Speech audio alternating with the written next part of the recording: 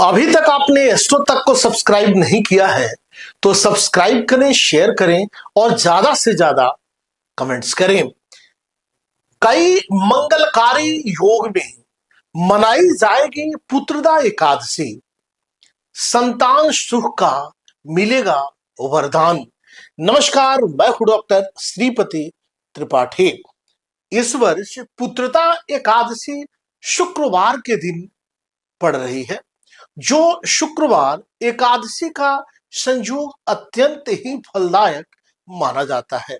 साथ ही इस दिन सर्वार्थ सिद्ध योग, रवि योग या ब्रह्म योग जैसे अति शुभ योग बनने की संभावना है, जिससे इसका धार्मिक महत्व और भी कई गुना ज्यादा बढ़ जाता है।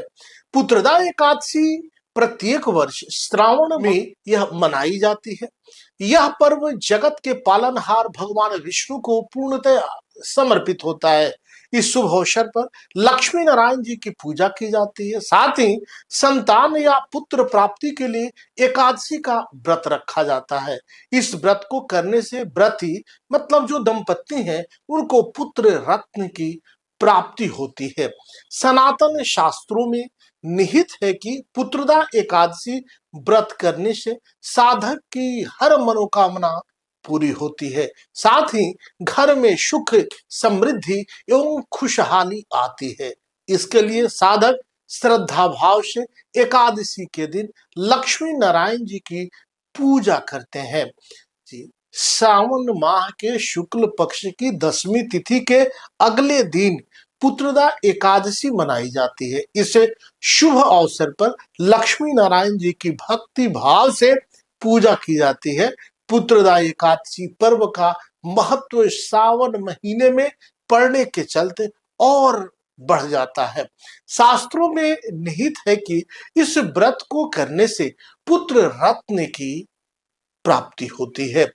पंचांग के अनुसार 4 अगस्त को सुबह में 9:52 पर श्रावण माह के शुक्ल पक्ष की एकादशी तिथि की शुरुआत होगी। वहीं 5 अगस्त को दोपहर 11:29 पर शुक्ल पक्ष की एकादशी तिथि का समापन होगा।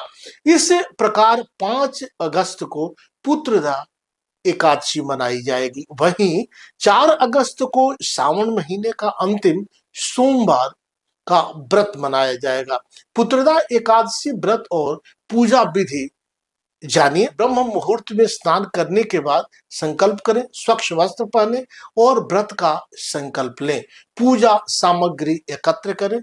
तुलसी दल, पंचामृत, फल फूल, धूप, दीप, घी, अक्षत, रोली, जल, कलश और भगवान विष्णु की प्रतिमा या चित्र। पूजा विधि भी जानिए इस वीडियो के माध्यम से। भगवान विष्णु को पीले पुष्प, तुलसी दल अर्पित करें। दीप जलाकर विष्णु सहस्त्रनाम, गीता पाठ या विष्णु मंत्रों का जाप करें। भगवान विष्णु की आरती करें और भोग अर्पित करें, जिसमें मिठाई और फल हो।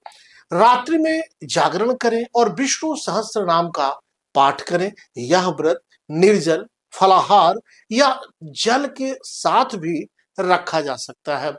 श्रद्धा और सामर्थ्य के अनुसार अगले दिन द्वादशी तिथि पर पारण करें, ब्राह्मण को भोजन और दान दे, फिर स्वयं भोजन आप ग्रहण करें। अभी तक आपने इस चैनल को सब्सक्राइब नहीं किया है तो सब्सक्राइब करें, शेयर करें और ज्यादा से ज्यादा कमेंट्स करें। नमस्कार, जय श्री कृष्णा, वंदे मातरम, हरे कृष्णा। अगर आप मुझसे जुड़ करके अपनी समस्याओं का समाधान चाहते हैं और चाहते हैं कि आपकी समस्याओं को ज्योतिष के माध्यम से सुलझाया जाए, तो आप हमसे संपर्क कर सकते हैं, जुड़ सकते हैं एस्ट्रो तक पर।